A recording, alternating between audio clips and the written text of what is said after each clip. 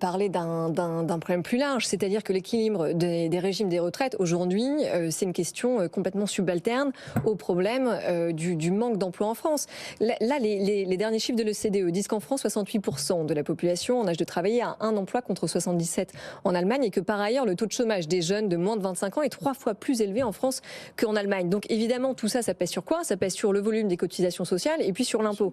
Et que techniquement, si la France avait proportionnellement le même nombre d'emplois productifs que l'Allemagne, on aurait quasiment plus de déficit public, et ça serait justement une réponse au financement de nos retraites. On a un problème de formation également, ça c'est clair. Oui, tout l'enjeu est là, c'est-à-dire qu'on le voit, on a des pénuries de main-d'œuvre, on veut bien embaucher, oui, mais il n'y a personne en face.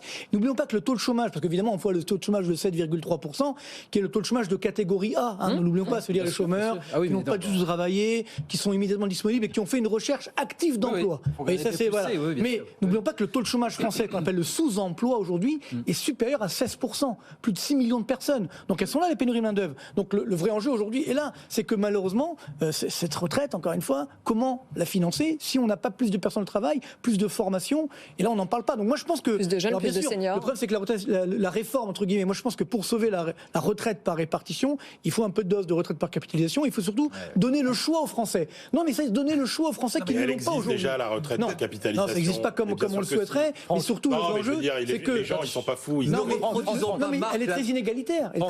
Mais Franck Boisise, elle est très parcellaire, et ne reproduisons pas la même erreur que sur l'aspect systémique de la retraite. Il y a un rejet sociologique également des Français sur la retraite par capitalisation, parce qu'ils la trouvent particulièrement inéquitable, et un attachement, je dirais, viscéral à la retraite par répartition. Oui, mais il faut la garder, la retraite par répartition, mais il faut les deux, il faut l'aider. Le panachage ne prendra pas dans la société française, Marc. Je sais pas, moi je suis pas sûr. Je pense qu'on peut, avec la pédagogie, on peut. Encore une fois, si on laisse le choix, certains peut-être seront hermétiques, peut-être que d'autres effectivement y arriveront. Sachant qu'elle était, encore une fois, si vous avez eu la chance de ne serait-ce que travailler quelques mois pour la fonction publique dans votre vie, un peu d'enseignement, un peu de trucs, etc., et que vous pouvez cotiser à la Préfond, vous serez absolument pas déçus des performances de la Préfond. Donc les Français, c'est toujours pareil. Bref, c'est l'égalité sur le niveau de vie. Donc peu importe qu'on soit pauvre, l'équité, du moment qu'on est Emmanuel, même plus que pas. l'égalité. C'est même si c'était ça, Franck, ce serait c'est heureux. un peu l'égalisation par le bas, quand même. C'est même pas ça, c'est l'égalité. C'est-à-dire que ce dont rêvent tous les Français, c'est pas tout le monde en Mercedes, c'est tout le monde en 2 chevaux. Non, mais le principe de la répartition, c'est l'équité quand même. Il y a plus de 2 chevaux, Emmanuel.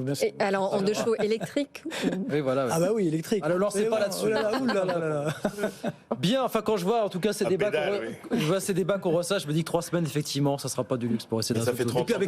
Oui, je sais bien que ça fait 30 ans. On l'a peut-être pas souligné, Guillaume, mais peut-être aussi ces 3 semaines utilisées pour revenir dans ce que disait Emmanuel, pour des propositions sur les régimes spéciaux. Parce que quand même, les régimes spéciaux attendent eux aussi de savoir à quelle sauce, si j'ose dire, ils seront mangés. Et effectivement, peut-être que le gouvernement peut essayer de calmer le jeu en donnant quelques indications aux régimes spéciaux sur ce que sera le calcul sur la